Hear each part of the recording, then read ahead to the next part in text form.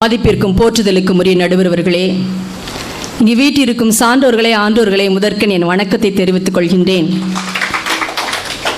நடுவர் அவர்களே, எதிரணியிலிருந்து தாஸ் அண்ணை நல்லா பேசினாங்க. எடுத்த உடனே சொன்னாங்க, சிட்டம்பட்டி கிட்ட ஒரு பெரியவர் டிவிஎஸ் 50ல் போனார், கீழே விழுந்துட்டார். நாங்கள் போன கார் கிராஸ் பண்ணி போயிடுச்சு. அப்புறம் நாங்கள் பின்னால் வந்து அந்த பெரியவரை தூக்கி விட்டு காலு கையெல்லாம் நாங்கள் சரி பண்ணிவிட்டு போனோம். நீங்கள் கிறிஸ்தவங்களான்னு கேட்டாங்க அப்படின்னு சொன்னாங்க. இது நான் வேற மாதிரி சொல்கிறேன். நடந்ததை சொல்லுங்கப்பா. அவர் நடந்தது இது இருக்கான்னு பார்ப்போமே. அண்ணனால முடியுமா? சாத்தியமா? போயிட்டு இருக்கார். ஒருத்தன் கத்தியோட ஓடி வந்து ஒருத்தனை விரட்டிக்கிட்டு ஓடிக்கிட்டு வாரான், குத்த போறான். அண்ணன் என்ன நல்ல பலசாலியா இருக்காருல்ல, நல்லா இந்த உடம்ப வச்சு குடுக்குன்னு இவர் ஓடுறார். ஓடி போய் அந்த குத்துறவனை கைய பிடிச்சி நிப்பாட்டிடுவாரா? இதுக்கு பதில் சொல்லணும். யோசிப்போங்க, நம்மளை பத்தி யோசிப்போம். இதை செஞ்சோம்னா நமக்கு இதனால் என்ன விளைவுகள் ஏற்படும், சிரமம் மைண்ட் சொல்லும். அண்ணன் என்ன செய்வார் தெரியுமா? எடுப்பாரு ஓட்டம், அவனுக்கு ஆப்போசிட்டா ஓடி போய் அங்க இருந்து எட்டி பாப்பார் என்ன நடக்கு. அவங்க வீட்டம்மா இருந்தா தான் அப்படி யோசிப்பாரா? ஏன் தெரியுமா? ஒரு கொலை வழக்குனா முதல்ல இருக்கிறது ஐ விட்னஸ் தாங்க. எத்தனை நாள் நீங்க கோர்ட்டுக்கும் கேஸுக்கும் அலையணும். அந்த இடத்தில் நன்மை செய்ய திராணி இருக்கும் போது செய்யத்தக்கவர்களுக்கு செய்யாமல் இராதே என்று சொன்னாரே, அங்க பணமோ பொருளோ அல்ல, காலத்தை காட்டுகிறது. நம்முடைய காலத்தை நம்ம விடுவோமாங்க? ஒரு சின்ன உதாரணத்துக்கு சொல்றேன். ஃபேஸ்புக் பாக்குறோம், வாட்ஸ்அப் பாக்குறோம், டிவி பாக்குறோம், வெளியே உட்கார்ந்து அரட்டை அடிக்கிறோம், ஃப்ரெண்ட்ஸோட அரட்டை அடிக்கிறோம். அதுக்கெல்லாம் நேரம் இருக்கிறது. ஆனால் ஒரு சாட்சி சொல்றதுக்கு உங்களுக்கு நேரம் இருக்காங்க? அப்ப யோசிப்பீங்க, எனக்கு என்னால முடியாது, அது சாத்தியம் கிடையாது, சிரமங்க. அன்னைக்கு சிரிச்சுட்டு கை கட்டி உட்கார்ந்து இருக்காரு. இந்த உடம்பு வச்சு ஓட முடியுமாங்க? முதல்ல அவரால சொல்லாதப்பா. அப்புறம் வந்து இன்னொன்னு, எனக்கு ரோஜாப்பூ பறிக்கும் போது முள் குத்தும், ஆனாலும் நாம் பறித்து வைப்பதில்லையா? என்ன ஒரு தத்துவங்க. நான் அசந்தே போயிட்டேன். அப்ப நான் யோசித்து பார்த்தேன். யோவான் ஸ்நானன் ஒருத்தர் இருந்தார்ல, அவரு ஏரோதியாளை வச்சிருக்கிற கள்ளத்தொடர்பை பற்றி சுட்டி காட்டினாரே, அந்த இடத்தில் பிலிப்பு, ஏரோதியாளுடைய கணவன் பிலிப்புக்காக அவர் வாதாடினாரே, அவருக்கு கிடைத்தது என்ன? சிரச்சேதம். இப்பயும் மண்டையாட்டிக்கிட்டு இருக்காரு. உங்களுக்கு இன்னைக்கு சிரச்சேதம் சொன்னா நீங்க நன்மை செய்வீங்களா மாட்டீங்களா? முடியாதுங்க, சிரமம். இன்றைய சூழ்நிலையிலும் சிரமம் தான். அதைத்தான் நாங்க சொல்ல வந்தா. வெள்ள நிவாரணத்துக்கு எல்லாரும் கொடுத்தோங்க, குடிக்காதவங்க யாருமே இல்ல. ஜாதி மதம் கடந்து கொடுத்தோம். ஆனா எப்படி இருந்துச்சு சிரமம்? அதைத்தான் நாங்க சொல்ல வரோங்க. அதுக்கு பின்னால 400 பேர் இங்க இருக்கீங்க, நீங்க செஞ்சிருப்பீங்க, இல்லன்னு சொல்லல. ஆனால் சிரமத்தை அனுபவிக்காமல் உங்களால் செய்திருக்க முடியுமா? முடியாதுங்க.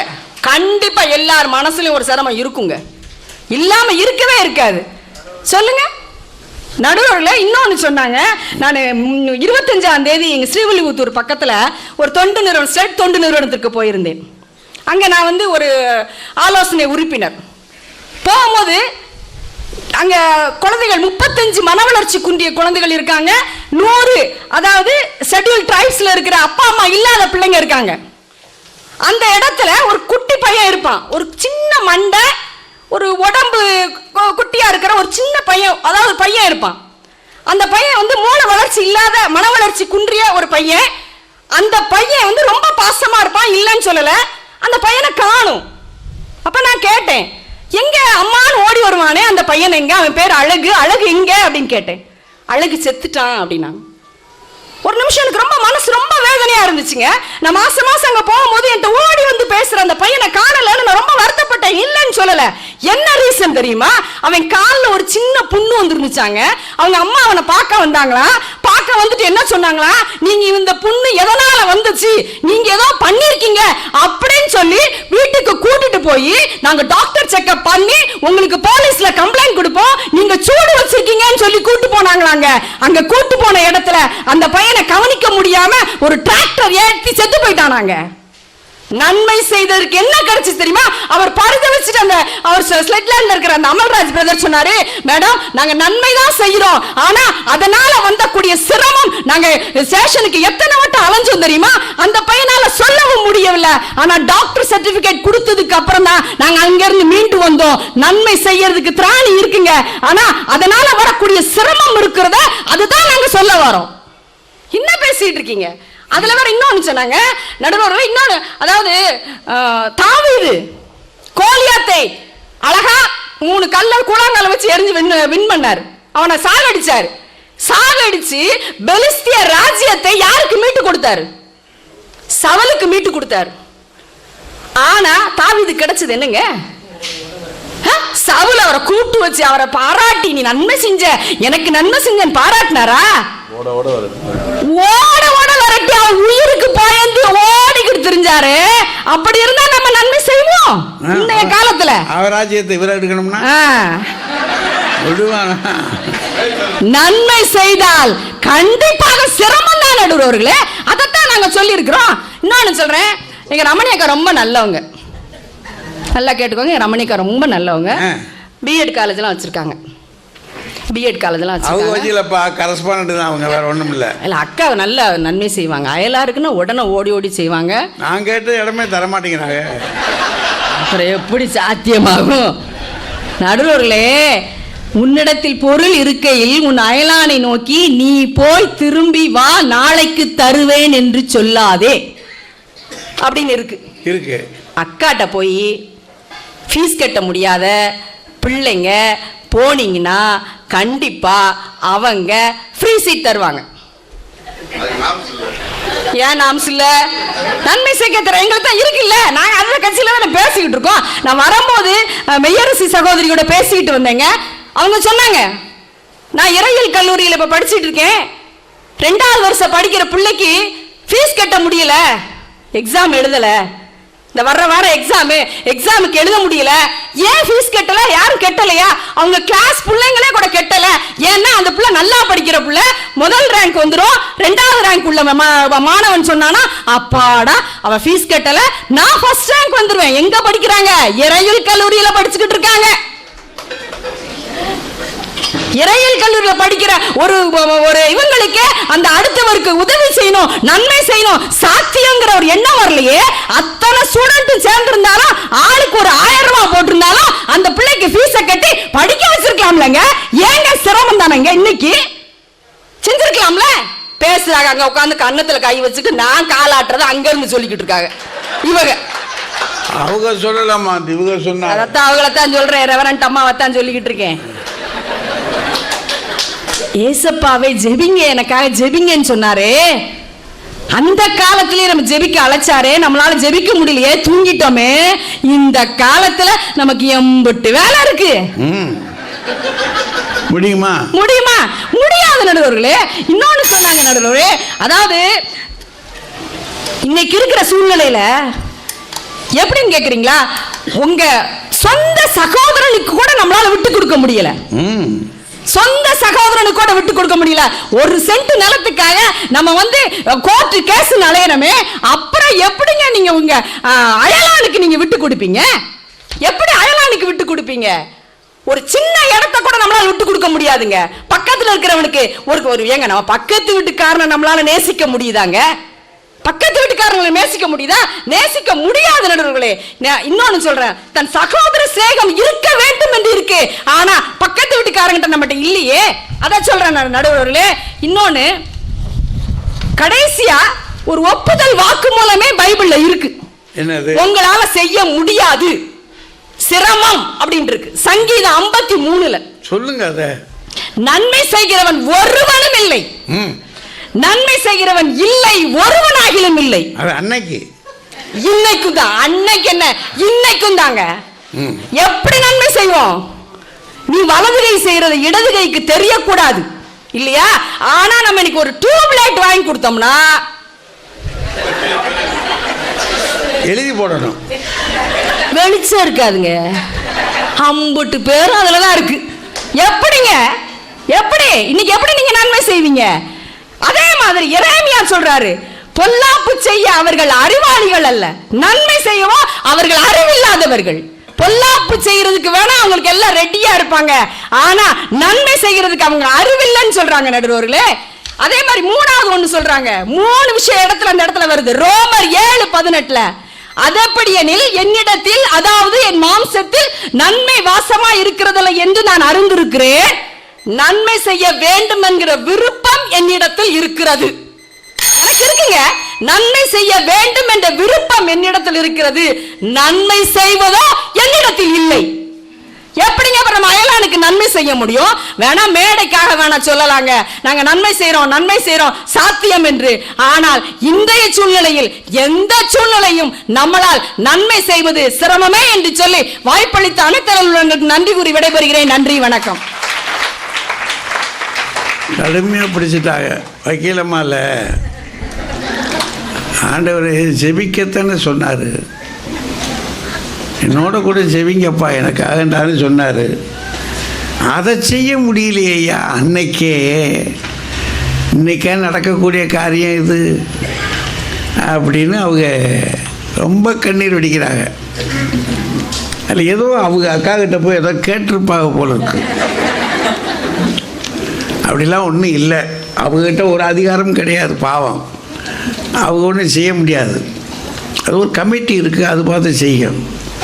அதனால் அவங்க போய் ஒன்று தன்னந்தனியாக செய்கிறதுக்கு என்ன இருக்குது அவங்ககிட்ட? அதனால் இவங்க சும்மா அந்த மேடையை வச்சுக்கிட்டு அவங்கள பாடுபடுத்துகிறாங்க, பாவம். அவங்க என்ன செய்வாங்க? ரொம்ப சிரமம் வேதத்திலேயே இருக்குன்னு அங்கன்னு இருக்கக்கூடிய வசனங்களை எடுத்து வச்சுக்கிட்டு சொல்கிறாங்க, ஒன்றும் முடியாது, செய்யவே முடியாதுன்றார். அப்புறம் என்ன கழுதுக்கு நான் முயற்சி எடுக்கணும்? என்னத்துக்கு தாசுபுரத்தை கொடுத்து கத்தணும்? வாங்க.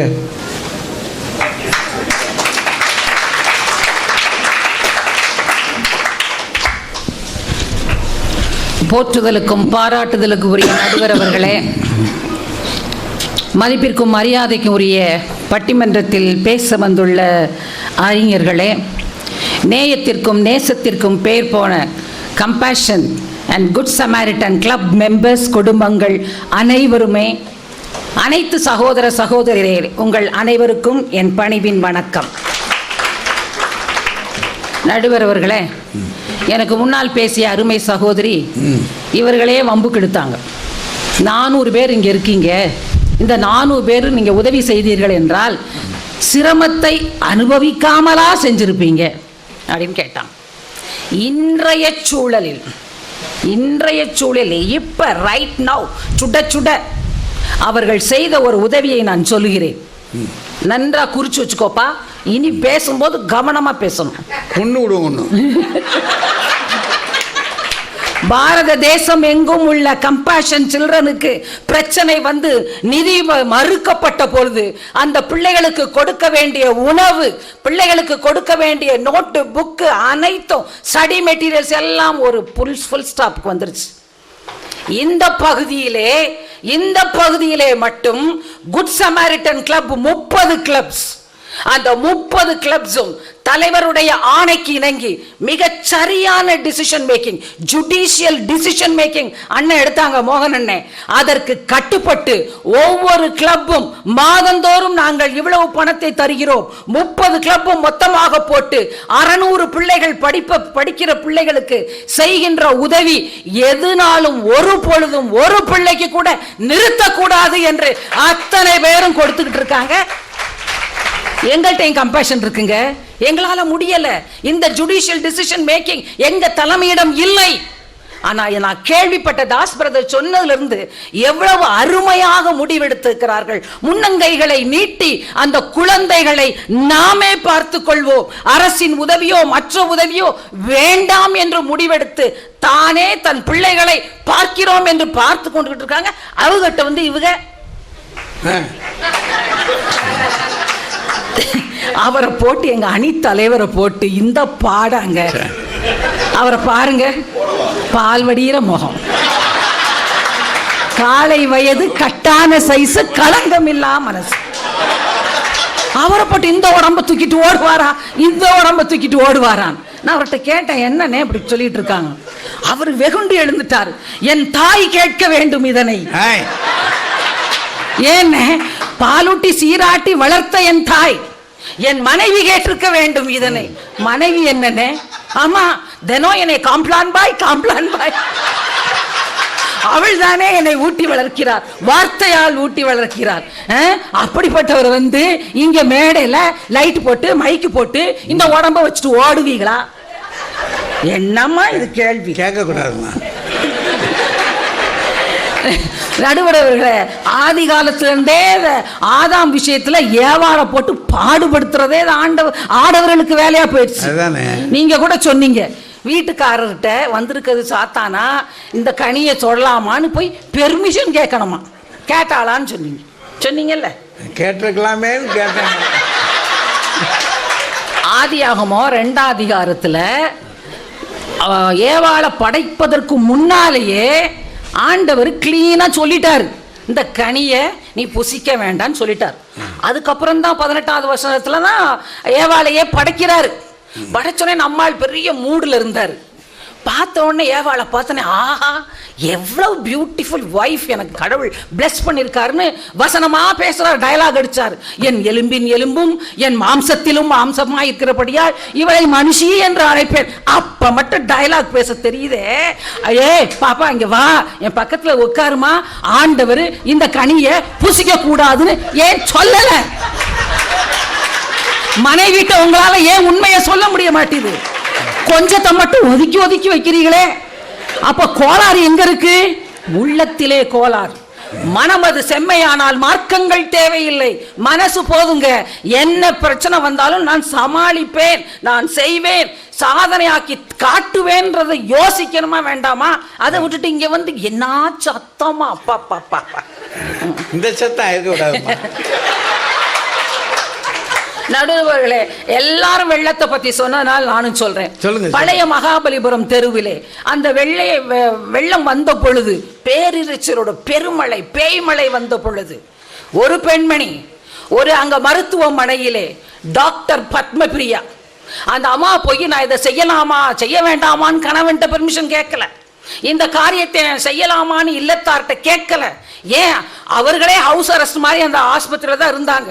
7 நாட்கள் அது அந்த ஹாஸ்பிட்டல்ல இருந்து எந்த தொடர்பும் இல்லாமல், பெற்றோரிடமோ கணவரிடமோ பேச முடியாமல், எந்த கம்யூனிகேஷன் இதுவும் இல்லாம அந்த ஒரு மனுஷியாக அங்கே இருந்து 17 குழந்தைகளை பிரசவம் பார்த்து புதிய ஜீவன்களை இந்த பூமிக்கு கொண்டு வந்தார்கள் என்றால் சாதிக்க முடிந்ததா இல்லையா? நன்மை செய்ய சாத்தியம் உண்டு. அவர்கள் செய்து காட்டினார்கள். எதை பற்றியும் அவர்கள் கவலைப்படவில்லை. அவர்களிடம் கேட்டதற்கு இது எப்படி உங்களால் முடிந்தது என்று சிரமப்பட்டேன். சிரமங்கள் அதிகம் இருந்தது. மின்சார தடை, இன்னும் எத்தனையோ தடை இருந்தது. ஆனாலும் பிறந்த 17 பிள்ளைகள்ல வெயிட் பண்ணி நேச்சுரல் டெலிவரியாக இருக்க வேண்டும் என்று எவ்வளவோ கஷ்டப்பட்டேன். ஆனால் 2 பிள்ளைகள் மட்டும் எப்படியோ சிசேரியன் தான் செய்ய வேண்டிய தருணம் ஆயிற்று.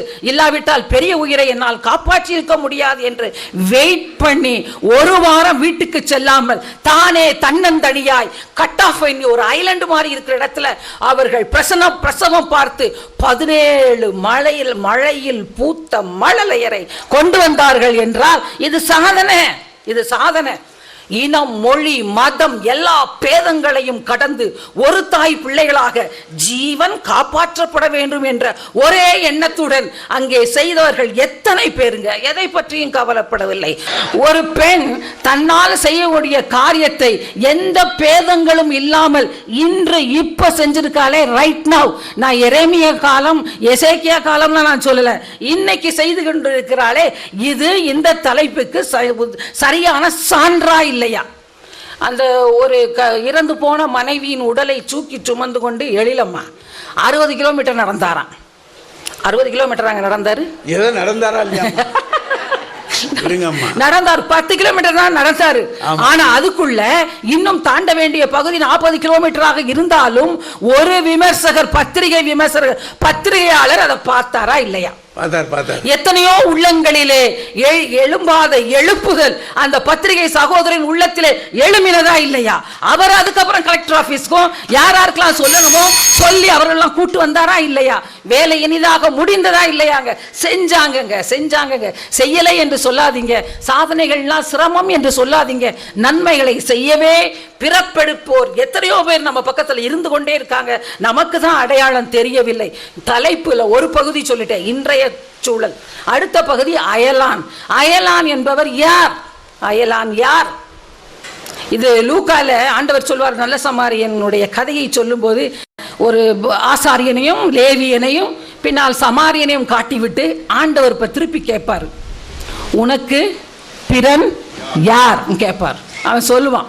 அடுத்த ராஜ கட்டளை கொடுக்கிறார், நீயும் அதை போல் செய் சொல்லி அனுப்புறார்.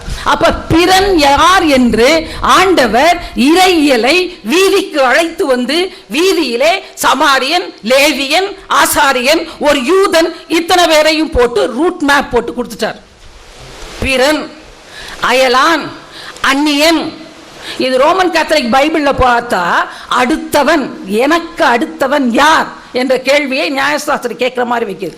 அப்ப இந்த பிறன், அந்நியன், அடுத்தவன், அயலாகத்தான் அத்தனை பேரும் இந்த அயலான் என்ற கருத்து செறிவான வார்த்தை, செறிவான ஒரே வார்த்தைக்குள்ள வந்துடுறான். அப்ப அயலான் யார் என்று ஆண்டவர் கடைசியில என்ன சொல்லி முடிக்கிறார்? அயலான் என்பவர் யார்? தேவையில் இருப்பவன் அயலான். தேவையில் இருப்பவன் அயலான்.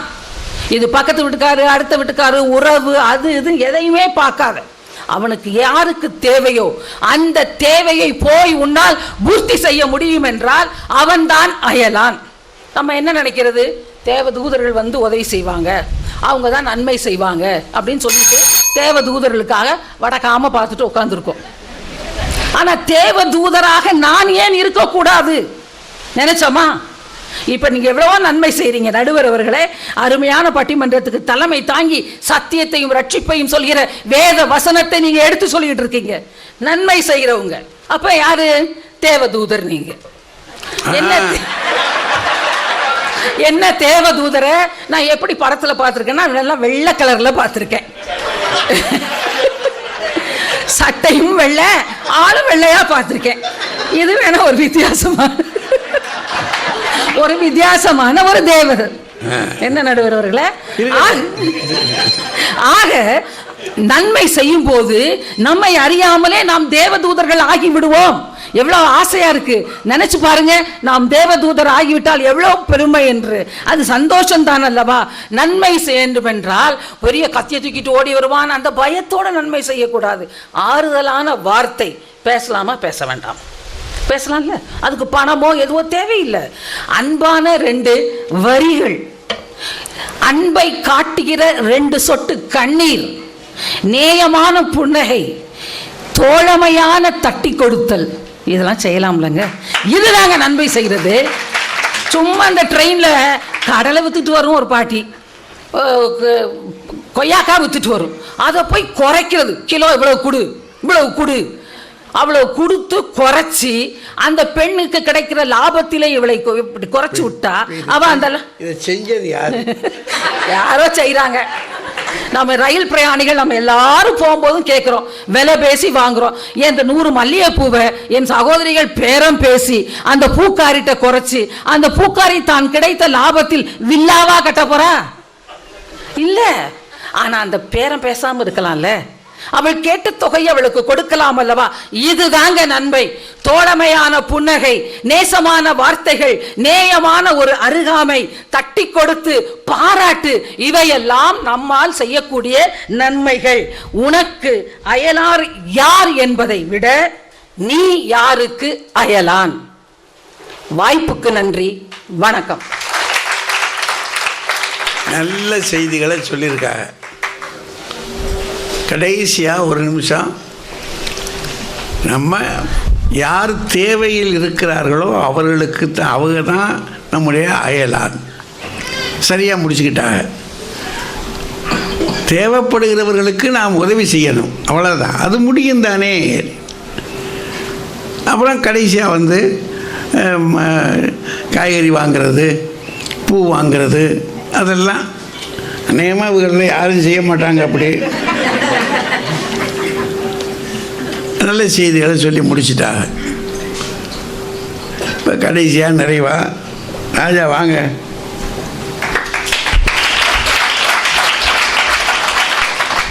பட்டிமன்ற நடுவர் தமிழறிஞர் அவர்களே, இரண்டு அணிகளையும் சார்ந்த அறிஞர் பெருமக்களே, குழுமி இருக்கக்கூடிய பெரியோர்களே, தாய்மார்களே, உங்கள் அத்தனை பேருக்கும் என்னுடைய அன்பான வணக்கத்தை முதலில் தெரிவித்துக் கொள்கிறேன். ரமணி பாண்டியன் பேசிய பிறகு நேர சாப்பிட போயிடலான்னு தான் தோன்றுறது. ஏன்னா சுட சுட உதவி நாங்கள் இப்போ சுட சுட ஆம்லேட்டும் ஊத்தப்பம் தான் ரெடியாக இருக்கு. உலகத்திலே பரோட்டாவா? சரி, அது வாசனை வந்துருச்சு. எனக்கு தெரிய பக்கத்தில் பரோட்டாவை வச்சுக்கிட்டு பட்டிமன்றம் நடத்தின முதல் குரூப் நாம தான் இருக்கோம். இவ்வளவு ஒரு நல்ல சூழல்ல இயற்கையோடு ஒரு அருகாமையில் இந்த நிகழ்ச்சி நடக்கிறது ரொம்ப சந்தோஷமா இருக்கு. ரமணி அவர்கள் எப்பவுமே மனசுல ஒன்று வச்சுக்கிட்டு வெளியில ஒன்று பேச மாட்டாங்க. அது அவங்களோட இயல்பு. ஏன்னா என்ன சொன்னாலும் தெளிவா சொல்லிடுவாங்க. அவங்க பேசுறதுல அவங்களுக்கே நம்பிக்கை இல்லை அப்படின்றது. எப்போ தாஸ் பிரதரை பார்த்து கால வயசு கட்டான சைஸ் நாங்கள் தன்னோட அணித்தலைவருக்கு இவ்வளவு பெரிய பாராட்டு அவசியம் இல்லை. அவர் கால வயசும் இல்லை, கட்டான சைஸும் இல்லை, கலங்கம் இல்லா மனசை பற்றி எனக்கு தெரியாது, அது கடவுளுக்கு தான் தெரியும். அதை விட்டுறலாம். ஆனால் இவரெல்லாம் கட்டான சைஸ்னா வில்லன் மாதிரி உட்காந்துருக்கிறாரு. அதுலேயே அவங்க அணி எவ்வளவு வீக்காக இருக்குன்னு தெரிகிறது. அடுத்தது உங்கள் பைபிள் படி தான் அவங்க நிறைய பேசுவாங்க. ஏன்னா அவங்க கரைச்சி குடிச்சிருக்கிறாங்க. கோடு போட்டே கிழிஞ்ச பைபிள் நிறைய உண்டு அவங்ககிட்ட. அங்கே பேசும்போதே கோடு கூட போடுவாங்க இல்லையா, அது மாதிரி. ஆனால் ஆதியாகமத்தில் இருக்கிறத நீங்கள் இன்னொரு தடவை படிங்க. ஒரு முறையாவது ஆதாம் ஏவாள்கிட்ட சொன்னானா, எலும்புக்கு எலும்பு மாம்சத்துக்கு மாம்சம்னு பேசினியே, நீ சொன்னியான்னு கேட்டாங்க. ஆதியாகமம் 3ஆம் அதிகாரம் 2ஆம் வசனத்தில் இருக்கு. நீங்கள் வேணா யார் வேணாலும் படிங்க. ஏன்னா என்கிட்ட வேற பைபிள், உங்ககிட்ட வேற பைபிள் கிடையாது. இருக்காது, எல்லாம் ஒரே பைபிளாக. ஒரே பைபிள், ஒரே மாதிரி பைபிள். ஸ்திரீ சர்ப்பத்தை பார்த்து, நாங்கள் தோட்டத்தில் உள்ள விருட்சங்களின் கனிகளை புசிக்கலாம், ஆனாலும் தோட்டத்தின் நடுவில் இருக்கிற விருட்சத்தின் கனியை குறித்து தேவன் நீங்கள் சாகாதபடிக்கு அதை புசிக்கவும் அதை தொடவும் வேண்டாம் என்று சொன்னார் என்றாள். இப்படித்தாம ஒவ்வொரு வீட்லேயும் ஆம்பளையில் குறை சொல்றீங்க. நாங்கள் படுற பாடு அப்படி பாடாக இருக்கு. சாப்பிட வேண்டாம்னு கூட விட்டுருங்க, தொடவே வேண்டாம்னு ஆண்டவர் சொன்னதால் சர்ப்பத்திடம் ஏவாள் பேசி இருக்கிறார். இது அவளுக்கு தெரியாம செஞ்சதாம்மா? தெரிஞ்சுதான். ஏம்மா வீட்டில் தான் வில்லங்கம் பண்ணுறீங்கன்னா போகிற வர இடத்துல மாறியா? இப்படிதான் பேசணும், வேற வழி இல்லை. அந்த அணிக்கு வந்தால் வேற வழி இல்லை. அதில் வரிசையாக ஒரு கேள்வி எங்களை பார்த்தா. 10 கிலோமீட்டர் அவன் மனைவியை தூக்கிட்டு நடந்தானே, ஒருவர் பார்த்தார் இல்லையா அப்படின்னு அவங்க கேட்குறாங்க. அதாவது இந்த ஊரில் உதவி செய்கிறவன் 10 கிலோமீட்டருக்கு ஒருத்தன் இருக்கிறான். நான் சொல்லலை. அதுவும் இறந்து போன மனைவியை தலைச்சுமையை தூக்கிட்டு போறவனுக்கே 10 கிலோமீட்டருக்கு ஒருத்தன். மனக்காட்சியாது. இந்தியா, சுதந்திர இந்தியா, கிறிஸ்தவர்கள் நன்மை செய்கிறவர்களாக சுற்றி திரிகிறார்கள் தாஸ் பிரதர் பேசுறார். இந்த 10 கிலோமீட்டர்ல ஒரு கிறிஸ்தவன் கூட இல்லையா? சொல்லுங்க பாப்போம். மலையில கிறிஸ்தவரே இல்லையா? மலையில தானே நம்ம அதிகம் பேர் இருக்கோம். மலையில ஒழிஞ்சு இருக்கிறோம் நாம. தயவு செய்து உண்மையை பேசணும். கிறிஸ்தவர்கள் இல்ல, அவர் கேட்டதுக்கு அவர் சொல்றாருல, அடிபட்டு கிடக்குறான், மனுஷன் இல்ல இல்ல, அவர் சொன்னதுக்கு தான் நான் கேட்கிறேன். அடிபட்டு கிடந்தாலே அவ பேர் என்ன, சுவாதி, நுங்கம்பாக்கம் ரயில் நிலையத்துல போய் ஒரு துணியை எடுத்து போட ஒருத்தர் இல்லையே. ஏன் இல்ல? பேசலாம் நம்ம என்ன வேணாலும். ஏன்னா இங்க ஜாலியா உட்கார்ந்துருக்கிறோம், சாப்பாடு பக்கத்துல இருக்குது. அடுத்த வேளைக்கு உணவு இல்லாதவர்களாக யோசித்து பாருங்கள். சமூகத்தை சரியாக பார்க்கணும். சும்மா என்ன வேணாலும் சொல்லலாம். அதுல அவங்க மெய்யரசி இன்னும் பயங்கரம். கோவம் எங்களை பார்த்து என்ன கால்டுவெல் பேரனா? எங்க தாத்தா பேரை தெரியாம திருற கால்டுவெல் பேர கால்டுவெல் பேர், அந்த பேர், இதெல்லாம் சும்மா பேசலாம். ஆனால் அவங்க வந்து எப்படி பிள்ளை வளர்த்து எங்களை பார்த்து கால்டுவெல் பேரை நான் கேட்டுட்டு அவங்க சொல்கிறாங்க, அவங்க மகனை வேலை வாங்கினா அவன் உடனே சொல்கிறானா, இவங்க மகனை ஒரு வேலை வாங்குறாங்க, அவன் உடனே இவங்களை மிரட்டுறான், 10:98 ஃபோன் பண்ணிடுவேன்னு மிரட்டுறானா. சொன்னீங்களம்மா? ஆமாம் ஆமாம். தான் பிள்ளைய வீட்டு வேலை செய்ய வளர்க்க தெரியாத ஒரு தாய் கால்டுவெல் பேத்தினே வச்சுக்குவான். பெத்த பிள்ளைய இவ்வளவுக்கு இவங்க ரெவரண்ட் வேற. பெத்த பிள்ளைக்கு அதனாலதான் சிரமமா இருக்கு. ஆமா, இவங்க தானியேல் கதை, சாமுவேல் கதையெல்லாம் சொல்லுவாங்க. ஆனா புள்ள வந்து அம்மாவுக்கு வேலை செய்ய மாட்டான். அவன் என்ன சொல்றான், மிரட்டுறான், 10:98 போலீஸுக்கு ஃபோன் பண்ணிடுவேன்னு. இவங்க வந்து எங்களுக்கெல்லாம் உதவி செய்யணும்னு பேசுறாங்க. என்னம்மா செய்ய? ஆண்டவர் கேட்டார், எல்லாரும் சீசர்களை பார்த்து கேட்டார், ஒருவராவது எங்களோடு நீங்கள் ஜெபிக்க கூடாதா அப்படின்னு கேட்டாருன்னு அவங்க சொன்னாங்க. சரிம்மா, ஆண்டவர் கூடவே அவங்க 3.5 ஆண்டுகள் சுற்றி இருந்தாங்கல்ல, கடலில் நடந்தார்ல, 5 அப்பமும் 2 மீனையும் 5000 பேருக்கு கொடுத்தார்ல, என்னென்னவோ செஞ்சார், லாசருவை உயிரோடு கொண்டு வந்தார், எல்லாம் பார்த்தாங்கல்ல. ஆனால் பாருங்க, மத்தேயு 26:56, எப்போது போர் சேவகர்கள் ஆண்டவரை பிடித்தார்களோ அப்பொழுது சீஷர்கள் எல்லாரும் அவரை விட்டு ஓடிப்போனார்கள். யாரும் உதவி செய்யல. ஆண்டவருக்கே உதவி செய்யாத நீங்க அடுத்தவருக்கு செய்ய போறீங்களா? போங்கப்பா, நீங்க வேற. எத்தனை பேர் கிளம்பிருக்கீங்க? அவங்களுக்கு தெரியும். அவர்கள் பாதங்களை கழுவினார். முந்தின நாள் ராத்திரி பாதங்களை கழுவினார். எத்தனை பேர் தலித்தா கூமி அப்படின்னு அவர் சொன்னார். சிறுமியே எழுந்திருந்தாரு. அதையெல்லாம் பார்த்தவர்கள், கடலையும் காற்றையும் அதட்டியவரை பார்த்தவர்கள், போர் சேவகர்கள் வரும்போது ஓடி போனார்கள். பேசுறீங்க, அதுல அயலான் யார்? இப்போ என்ன செய்வாங்க? இப்போ நமக்கு ஒன்றும் இல்லை, நீங்கள் எல்லாம் இப்படியே உட்காந்துருங்க. ஏன்னா வந்ததுலேருந்து இவங்க 3 பேர் உங்களெல்லாம் எங்கள் பக்கம் நீங்கள் உட்காந்துருங்க, யாரும் எழுந்து போகாதீங்க. இவங்க 3 பேர் எல்லாருக்கும் சாப்பாடு வாங்கி வரிசையாக கொண்டு வந்து கொடுப்பாங்க. கொடுத்துட்டு அதுக்கப்புறம் முட்டை இருந்தால் அவங்க 3 பேர் சாப்பிடுவாங்க. இல்லைம்மா, அது ரொம்ப சிரமம்மா, ரொம்ப சிரமம். தயவு செய்து உண்மையை பேசணும். அப்புறம் இன்னொரு விஷயம், அந்த அவர் நம்ம தலைவர் இருக்காரே, பிரதர் தாஸ், கிறிஸ்தவர்கள் எல்லாரும் நன்மை செய்கிறார்கள்னு கேட்டார். அது நல்ல விஷயம், நிறைய பேர் செய்கிறாங்க, செய்யலைன்னு சொல்ல. கிறிஸ்தவர்கள் அல்ல, மனிதர்கள்னு ஐயா ரொம்ப அழகாக சொன்னார். எல்லாரும் நன்மை செய்கிறார்கள், அவரவர்களுக்கு ஏற்ற மாதிரி செய்கிறார்கள்.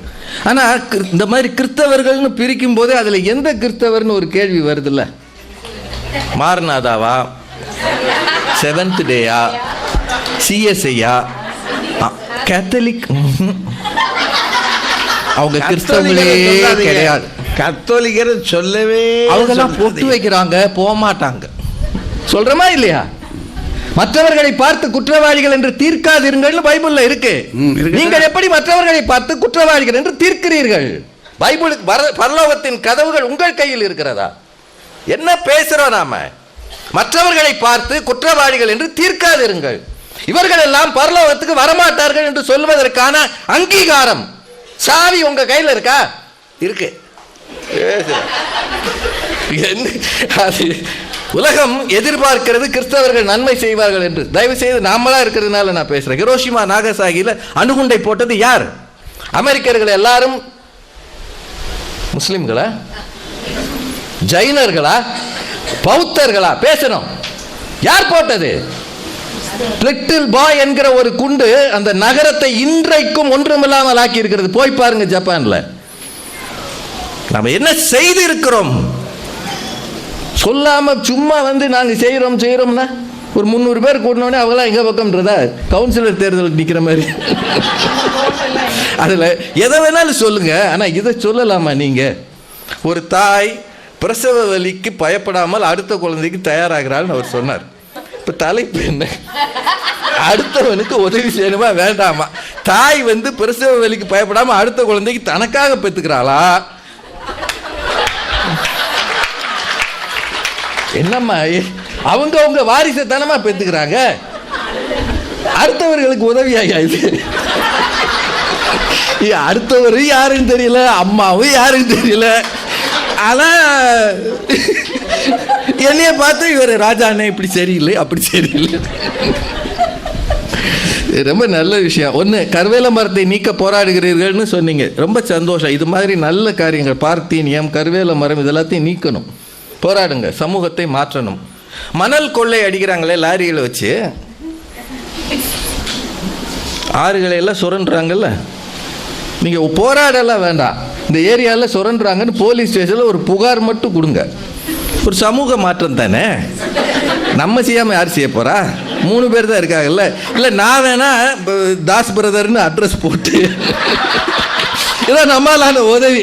வைகை ஆற்றுல நிறையா மணல் எடுக்கிறாங்க, இனிமேல் உடனடியாக இதை நடவடிக்கை எடுக்கும்படி முதலமைச்சருக்கும் மாவட்ட ஆட்சியருக்கும்னு போட்டு கீழே தாஸ் பிரதர் தாஸ் ஏசு விடுவிக்கிறார் அப்படி போட்டு கொண்டு போய் நான் பொய்யா தான் கொடுக்குறேன். என்ன ஆகும்? நான் அவர் சொல்றாரு பாருங்க, லாரி ஏற்றிடுவாங்க. இதுல கால வயசு கட்டான சைஸ்.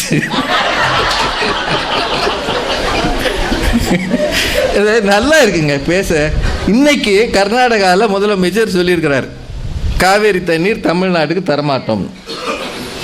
அந்த ஊரில் இருக்க யாராவது ஒருத்தர் நல்ல மனிதர் அவர்கிட்ட போய் சொல்லியிருக்கலாம்ல, ஐயா கொடுங்க ஐயா, பாவம் ஐயா, அவங்க காவிரி டெல்டா பூரா கருகுதுன்னு சொல்லலாம்ல. சட்டப்படி தர வேண்டியதை கொடுக்கையா? சட்டப்படியாவது செய்யுங்க சொல்லலாம்ல. ஏன் சொல்ல முடியாதுன்னா, அங்கே எலெக்ஷனில் அவர் ஜெயிக்கணும். அவர் எதுக்கு? இது அரசியல், இது அங்கே எலெக்ஷனில் அவர் ஜெயிக்கணும். அவர் இல்லை, எந்த கவர்மெண்ட் இருந்தாலும் தராது.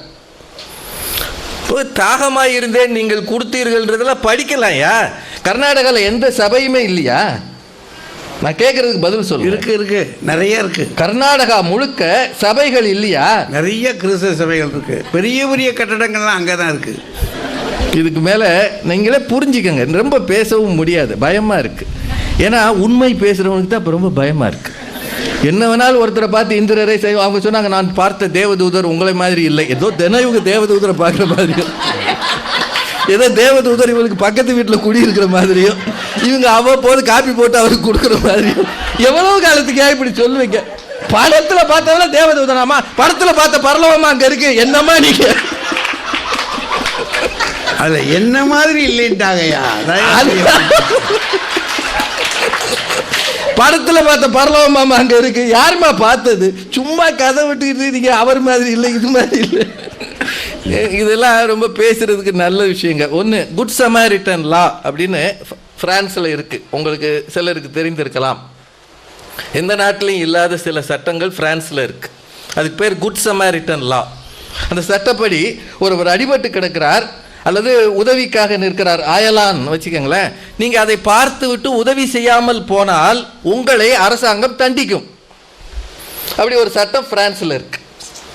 வேறு நம்ம நாட்டிலலாம் அது கிடையாது. பிரான்ஸ் மக்கள் என்னவோ பைபிளை படித்து ஏதோ அது மாதிரி செய்யணும், ஆண்டவர் சொன்ன பேரபிள் படி வாழணும்னு ஆசைப்பட்டிருக்காங்க. அந்த ஊரில் தான் அடிபட்டு அந்த இது எப்போ தெரிஞ்சதுன்னா, அந்த சார்ல்ஸ் மனைவி டயானா இறந்தாங்க இல்லையா, ஒரு காரில் போய் பயங்கரமான வேகத்தில் போய் மோதிட்டாங்க. மோதி இறந்த உடனேயே அங்கே கூட போன பப்பராசிஸ் அவங்க எல்லாம் பத்திரிக்கைக்காரங்க ஃபோட்டோ எடுத்தாங்க. யாரும் அவங்கள காப்பாற்றலைன்னா என்ன, அவங்க ரொம்ப கடுமையாக பாதிக்கப்பட்டாங்க. அவங்க முகமே செதஞ்சு போச்சு. உலகத்தில் மனித வரலாற்றில் மிக அதிகமாக ஃபோட்டோ எடுக்கப்பட்ட ஒரு பெண் டயானா. கடைசியில் அவங்க முகம் ஃபோட்டோ எடுக்க முடியாத அளவு செதஞ்சு போச்சு. இதுதான் உண்மை. அப்போ தான் அந்த ஆட்கள் மேலெல்லாம் கேஸ் போட்டாங்க. யார் ஒருவர் அடிபட்டு கிடக்கிறாரோ உதவி செய்யணுமே தவிர ஃபோட்டோ எடுத்துருக்கக்கூடாதுன்னு. அப்போ தான் இந்த லா பற்றி நமக்கு தெரிஞ்சது. ஆனால் இன்னைக்கு பிரான்ஸுக்கு போ அப்படின்னாலே எல்லாம் பயப்படுறாங்க. ஏன்? இது மட்டும் நான் சொல்லி நிறைவு செய்கிறேன். ஏமன் சிரியா நாடுகளில் நடக்கிற கலவரம் உங்களுக்கு தெரியும். ஏமன்லையும் சிரியாலையும் நடக்கிற கடுமையான போர், ஐஎஸ்ஐஎஸ் தீவிரவாதம் அங்கே பயங்கரமாக இருக்குது. இப்போ அங்கிருந்து வருகிற அகதிகளை ஜெர்மனியும் பிரான்ஸும் அங்கீகரித்தது. நீங்கள் எங்கேயும் போக வேண்டாம், எங்கள் நாட்டுக்கு வாங்க, எங்கள் கதவுகள் திறந்திருக்கும், எங்கள் பார்டர் எங்களது எல்லைகள் எல்லாம் திறந்து விடுகிறோம்னு ஜெர்மனியினுடைய ஜனாதிபதி எல்லாரும் பிரான்ஸ் எல்லா நாடுகளும் கூப்பிட்டாங்க. அதன் விளைவு என்னன்னா, அகதிகள் என்ற போர்வையில் உள்ளே வந்த தீவிரவாதிகள். நல்லா நினைச்சுக்கோங்க, மிக மிக அமைதியான நாடு என்று சொல்லப்படுவது பிரான்ஸ். இன்னைக்கு அங்கே எங்கு பார்த்தாலும் ஷூட்டிங், எல்லா இடத்துலையும் பயம் இருக்கு. காரணம் என்னன்னா, அவர்கள் கதவுகளை திறந்தது உதவி செய்வதற்காக. இருக்க இடமில்லாத அகதிகள், இதுவரைக்கும் எந்த ஒலிம்பிக்ஸில் இல்லாத ஒன்று இப்போ நடந்தது. நம்ம 2 மெடல் வாங்கினது இல்லை, அகதிகள் டீம்னு ஒரு டீம் போச்சு. உங்களுக்கெல்லாம் தெரிஞ்சிருக்கும். எங்களுக்கென்று நாடு கிடையாது, நான் இந்தியா கிடையாது, சைனா கிடையாது, நாடு கிடையாது, அகதி நாடுன்னு ஒரு டீம் போய் ஜெயிச்சாங்க. இப்படிப்பட்ட அகதிகளுக்காக கதவை திறந்தவங்க இன்னைக்கு ஒவ்வொரு நாளும் பயந்து கிடக்குறாங்க. யாரோ ஒருவருக்காக கதவை திறந்து அவரை அருகில் அமர்த்தி வைப்பதற்கு உங்களுக்கு தைரியம் இருக்கிறதா? யாரோ ஒருத்தருக்கு அட்ரஸ் தெரியாமல் வீடு கொடுத்தீங்கன்னா அவன் மாவோயிஸ்ட்னு கண்டுபிடிச்சானா உங்களையும் சேர்த்து உள்ளே வச்சிருவான். இதுதான் உண்மை. உதவி செய்யக்கூடாது என்பது நோக்கம் அல்ல. நன்மை செய்ய திராணியாய் இருக்கும்போது யாருக்கெல்லாம் நன்மை செய்ய முடியுமோ அதை செய்யத்தக்கவர்களுக்கு செய்யாமல் இராது. அதுதான் அந்த வசனம். யார் செய்யத்தக்கவர் கண்டுபிடிப்பது தான் சிரமம். செய்யக்கூடாதுன்னு அர்த்தம் அல்ல, செய்யத்தக்கவர் யார் என்று இன்றைக்கு கண்டுபிடிப்பது ரொம்ப சிரமம். இதைத்தான் எங்கள் அணியில் சொல்லியிருக்கிறோம். ஒருவேளை உங்களுக்கு இதில் விருப்பம் இல்லைன்னா தாஸ் பிரதர் அணியில் சேருங்க. டிசம்பர் 6ஆம் தேதி ட்ரெயினில் போகும்போது பக்கத்தில் ஒருத்தன் ஒரு பெரிய பெட்டியை கொண்டாந்து வச்சார்ல, தாஸ் பிரதர் ஓடுவார் இல்லையா, அண்ணே இந்த ட்ரெயின் வேணாம்னே, நான் நடந்தாவது ஊருக்கு போகிறேன்னே, என்னமோ ஒரு பெட்டி கருப்பாக இருக்குண்ணே, தேவதூதர் வந்து சொன்ன மாதிரியே இருக்குண்ணே. இதுதாங்க உலகம். நம்பிக்கை குறைந்து இருக்கிறது, அறிவியல் பெருக பெருக எல்லாமே குறைந்து இருக்கிறது. காஷ்மீரில் இன்னைக்கூட 52 நாள் ஆச்சு கர்ஃப்யூ, ஊரடங்கு சட்டம் 52 நாள் ஆச்சு. பள்ளிக்கூடம் கிடையாது, ஒன்றும் கிடையாது, 52 நாள். சமாதானம் என்று எங்கே பேசுவோம்? யோசிங்க நீங்கள், சமாதானத்தை எங்கே கொண்டு போகிறோம்? Where is peace? Peace and tranquillity என்ற சொற்கள் காணாமல் போய் கொண்டிருக்கிறது உலகத்தில். தயவு செய்து இருக்கிற இடத்துல அதை கொண்டு வர முயற்சி செய்யுங்கள். அதுக்கப்புறம் சமூகத்தை பார்க்கலாம் என்று சொல்லி வாய்ப்புக்கு நன்றி கூறி நிறைவு செய்கிறேன். நன்றி. பெரியவர்களே, ஒரு பக்கம் புரோட்டா, இன்னொரு பக்கம் இதில் ஏதாவது ஒரு செய்தியை சொல்லி ஆகணும். ஆனால் நீங்கள் இருக்கக்கூடிய இந்த நெருக்கடி நேரத்தில் கவனமாக கேட்டு ரசிச்சிருக்கீங்க. 2 அணியுமே ரொம்ப சிறப்பாக பேசியிருக்காங்க, ரொம்ப பொறுமையாக பேசியிருக்காங்க இந்த அணி.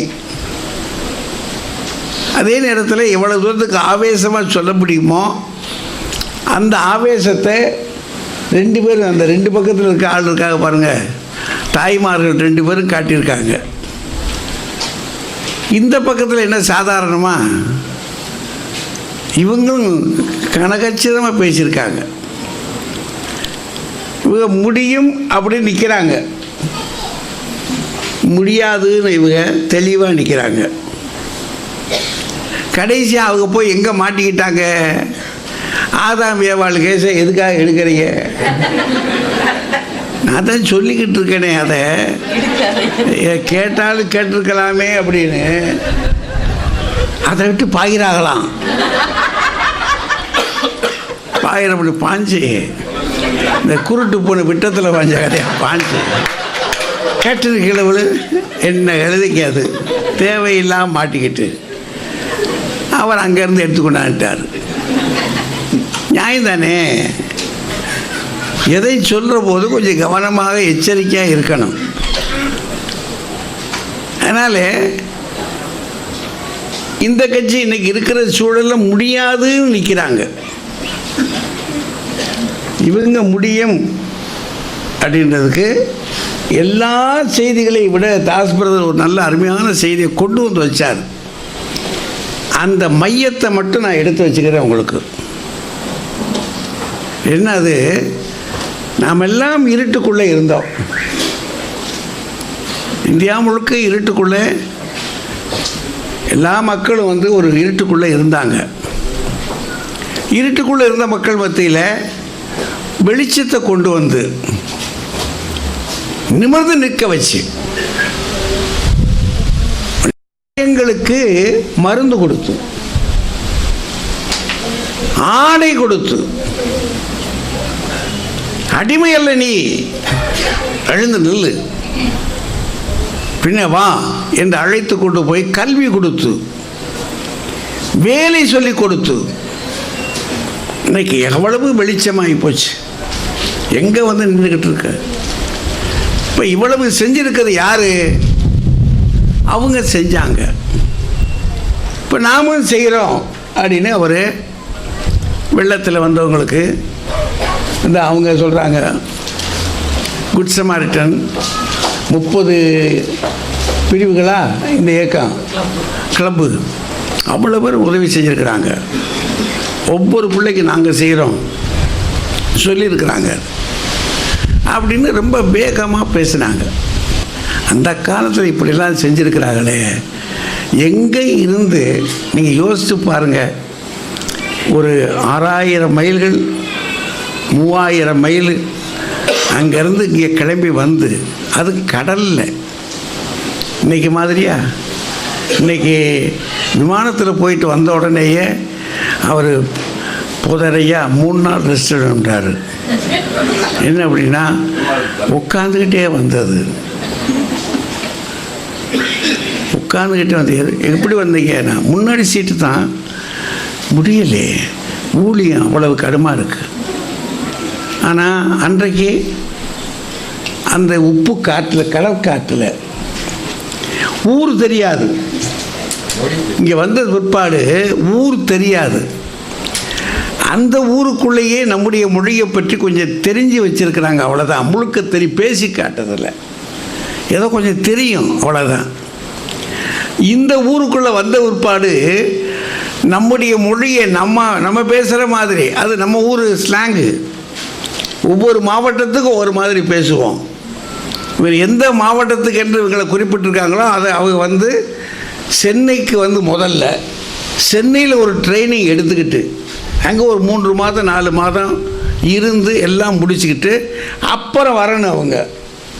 அப்படி வர்ற போது இந்த ஊருக்குள்ளே எப்படி இருக்குது, இங்கே திருச்சபை அன்னைக்கு என்னவா இருந்திருக்கும்,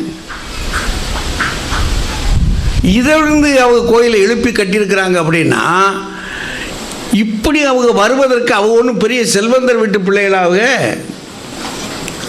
பெரிய செல்வந்தர் வீட்டு கால்தோரெல்லாம் பெரிய செல்வந்தர் வீட்டு பிள்ளை இல்லை, சாதாரண வீட்டு பிள்ளை தான் அவர். எத்தனை பெரியவர்கள் ஐயா! ஒவ்வொரு மாவட்டத்துக்கும் ஒவ்வொரு விதமாக வந்து போய் சொல்லியிருக்கிறாங்க. அப்படின்னா அன்றைக்கு அது ரொம்ப பெரிதாக இருந்தது. இன்றைக்கி நம்ம திருச்சபைகளில் என்ன சொல்லி கொடுத்துக்கிட்டு இருக்கோம் சொல்லுங்கள்? நம்ம திருச்சபைகளில் சொல்லி கொடுக்கறது இல்லை. அன்னைக்கு அவங்க இதை சொல்லி கொடுத்தாங்க, அங்கேருந்து புறப்பட்டு தியாகம் பண்ண வந்தாங்க. எல்லா துறைகளையும் தியாகம் பண்ணாங்க. ஆண்களும் பண்ணினார்கள், பெண்களும் பண்ணினார்கள். ஐடாஸ் கடல்லாம் சாதாரண விஷயமா? இன்னைக்கு யார் வருவா? இன்றைக்கு நாம் என்ன சொல்லி கொடுக்குறோம்? காணிக்கை கொடு, தசம பாகத்தை எங்கிட்ட கொடுத்துரும். என்ன சொல்கிறாங்களே தசம பாகம்னு, தசம பாகத்தை வசமாக கொடுத்துரும் என்கிட்ட. காயின்னு ஆபேல் அடிப்படையாக வச்சு பாருங்க. காயின் என்ன கொண்டு போன ஆண்டவருக்கு?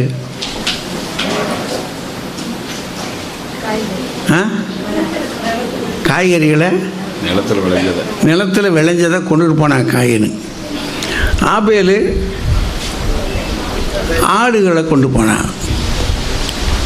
அவ்வளோதான். ஒரே ஒரு குறிப்பு என்ன தெரிஞ்சிருக்கு, கடவுள் ஆபேல் காணிக்கையை அங்கீகரிச்சுக்கிட்டார். இவருடைய காணிக்கையை அங்கீகரிக்கையாரா என்ன செஞ்சார், அதன் விவரம் என்ன தெரியாது. ஏன் அப்படி அங்கீகரிக்காமல் விட்டார்? வெறும் காயை கொண்டு வந்தான்றதுக்காகவா? அப்படி கர்த்தர் இருப்பார், கடவுள் இருப்பாரா? இருக்க மாட்டார். அவன் கொண்டு வரும்போது இவருக்கு என்ன கொடுக்க வேண்டி கிடக்கு? நிலம் ஏன் நிலம், பாடுபடுறவன் நான், உழைச்சவன் நான், இதென்ன இவருக்கு கொண்டாந்து கொடுக்க வேண்டியிருக்கு அப்படின்னு மனசுக்குள்ளே தான் நினச்சிருக்கணும். ஆனால் உள்ளத்தின் உணர்வுகளை எல்லாம் தெள்ள தெளிவாக தெரிந்து கொள்கிற இறைவன் விளங்கிக்கிட்டார்.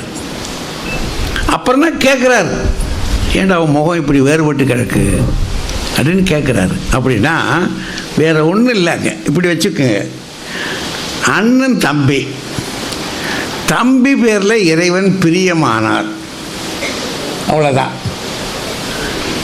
இன்னும் ஒன்று அவனுக்கு நன்மை செய்ததில்லை, பிரியமானார். பிரியம் என்ற ஒரு நன்மை தான். இவன் பேரில் வெறுப்பு ஒன்றும் பெருசாக காட்டிடலை. அந்த வெறுப்பை உண்டாக்கினது யாரு? அவன் தான் அந்த வெறுப்பை உண்டாக்கிக்கிட்டான். அப்படின்னா என்ன யோசித்து பாருங்க. ஒரு சாதாரண விஷயத்தை அங்கீகரிக்க முடியும். உடன் பிறந்த சகோதரனுக்காக இறைவன் அவனுக்கு செய்கிற நன்மையை அன்றைய மனிதனே ஒத்துக்கொள்ள முடியலை. என்ன ஐயா, ஒத்துக்கொள்ள முடியலை. சரி விட்டு அங்கே விட்டுருங்க. இயேசு கிறிஸ்துவின் காலத்துக்கு வாங்க. மார்த்தாள் மரியாள், இந்த 2 தாய்மார்கள்.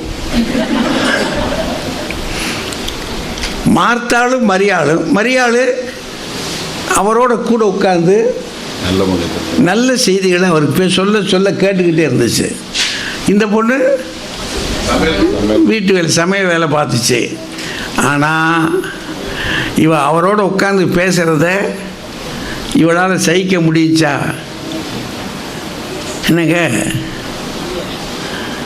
சகோதரிகளுக்கு ஒரு சின்ன விஷயம், ஒரு சகோதரி ஒரு நல்ல காரியத்தை தெரிந்தெடுத்து கொண்டிருக்கிறாள் என்பதை தெரிந்து கொண்ட பிறகும் கூட, அல்லது அவளுக்கு இறைவன் பிரியமாக இருக்கிறார் என்பதை தெரிந்து அதை பொறுக்க முடியல. பொறாமை, சுயநலம், முடியுமா? முடியலை. வேண்டாம். அனனியான் சப்பீரால் 2 பேர் கேஸில் பாருங்க நடந்தது என்ன. எல்லாரும் அவர்களுடைய சொத்துக்களை கொண்டாந்து போட்டு பொதுவில் அனுபவித்தார்கள். கடைசி கதை என்னாச்சு? சப்பீரால் கிறுக்கு பயலே, அவங்க எல்லாம் போடுவாங்க, நாளைக்கு எல்லாம் இது பொடிஞ்சு போச்சுன்னு சொன்னால் என்ன செய்வே நீ அப்படின்னு திட்டுனா, அவன் ஒழிச்சு வச்சான். நிலைமை என்னாச்சு? 2 பேரும் சாக வேண்டிய கட்டாயம் வந்துச்சு. அப்படின்னா ஒன்று செல்வத்தை கொடுப்பதற்கும் சரி, ஆசீர்வாதத்தை கொடுப்பதற்கும் சரி, மனித மனம் அடுத்தவருக்கு கொடுப்பது. பாருங்க, இதெல்லாம் நான் சொன்னது உடன்பிறப்புகளுக்கு. அதுக்கே முடியலைன்னா தொலைதூரத்து மக்களுக்கு கொடுப்பது என்பது எளிதான காரியமா? அது எப்படி கொடுக்கணும்? வலக்கை செய்வது இடது கைக்கு தெரியப்படாது. அப்படின்னா என்ன அர்த்தம்? இப்போ சொன்னாங்க இல்லையா, அவங்க நாங்கள் செஞ்சோம்னு, இது டமார விளம்பரம் கூடாது. நான் செய்தது அவர் ஒருவருக்கு மட்டும்தான் தெரியணும், அவர் அன்றி வேறு எவருக்கும் தெரியக்கூடாது. அப்படின்னா இது முடியுமா? நான் செஞ்சதை நானே நல்லது அல்லது அன்றே மரணா, தமிழ் இலக்கியத்தில் நான் செய்ததை அந்த நிமிடமே மறந்துடணும். ஐயா நீங்கள் எனக்கு மோரி உதவி செஞ்சீங்க ஐயாண்ணா, அப்படியா, எனக்கு இருக்கட்டும் சரியா, அப்படி போகணுமே தவிர என்னென்ன செஞ்சவா சொல்லியா, எல்லாத்தையும் சொல்லியா அப்படின்னு சொல்கிறதுக்கு பாருங்க, அது பயனில்லை. அதனால் பெரியோர்களே, இது ஒரு கடினமான காரியம். என்னை வெல்லுவதும் என்னை உணர்வதும் இதை கடந்து நான் செய்வதும் செய்த ஞானியர் இருக்கிறார்கள். அவர்கள் செய்யாமல் போனால் நாம் இருந்திருக்க மாட்டோம். அதெல்லாம் தெரியுது நமக்கு.